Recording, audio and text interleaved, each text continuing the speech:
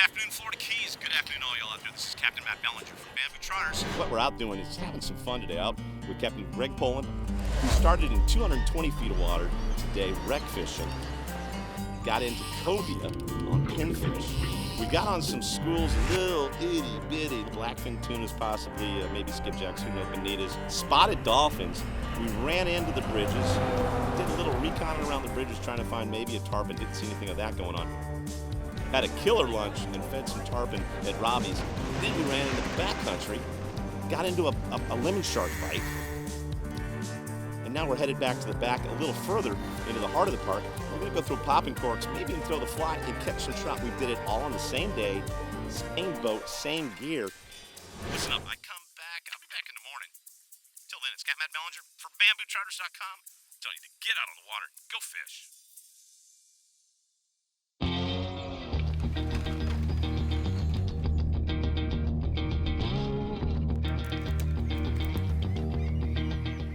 The story a lot of people want to know is how anybody ends up in the Florida Keys, and I came down by accident. I was coming to the Keys for years, bringing dive groups down from Atlanta, and I came down about '89 or so in May to get a summer schedule set, and I said, okay, I'll stay for the summer, then I'm going back to school. I was about 26 years old.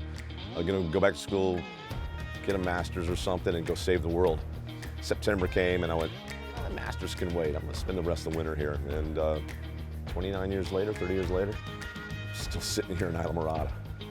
So coming down here as a kid, I always loved the Keys, and I remember telling my mom that I was going to move to the Keys, and her question to me, she said, you know, she wondered why it took so long.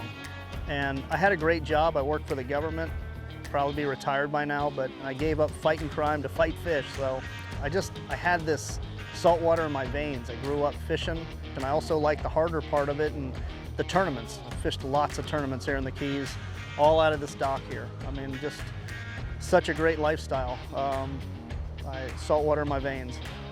The allure, the thing that kept me here after that summer was obvious. It was the ocean, the environment. Between the reefs and just learning to run around in the backcountry in the afternoons, once you're down here, you're hooked. When I first came to Islamorada and to the Florida Keys, I was a skiff guide, and I was chasing bonefish and permit and tarpon.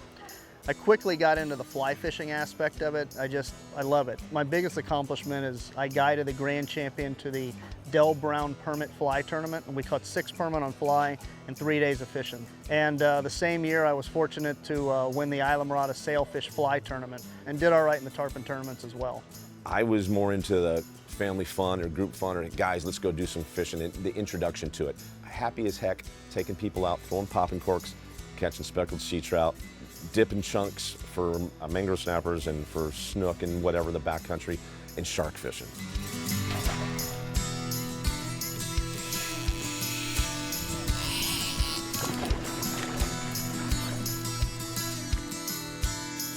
So when I first met Matt Bellinger, I was in this little 16-footer at the time and fishing the tournaments and real hardcore.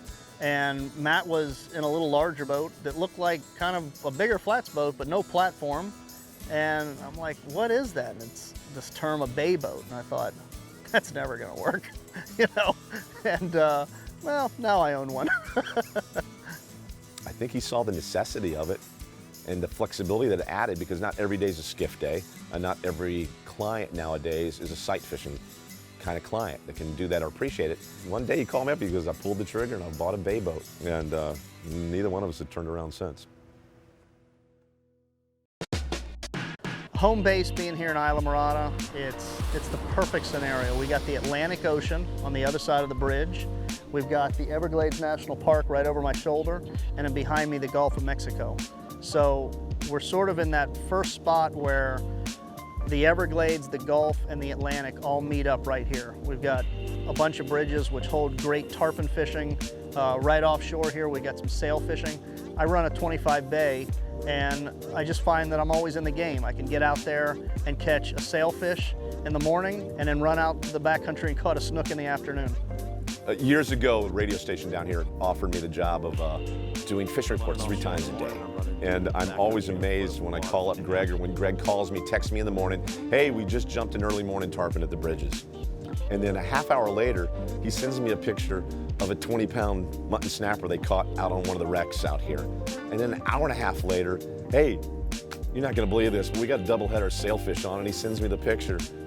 And they'll end up the day maybe going out 300 feet of water, getting a couple of blackfin tunas and come in. It's Where's Waldo with him. It's like, you know, where in the world is Greg Poland? He's all over the place, and he's doing it from that bay boat. He never did that from a skiff, and he does it on a really regular basis.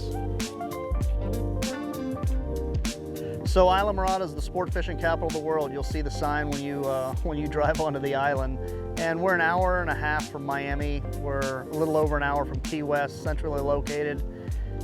Come visit. We got great fishing. We got great restaurants. We got, you know, great fishing guides. Lots of great fishing guides here, and we'd love to show you a great time.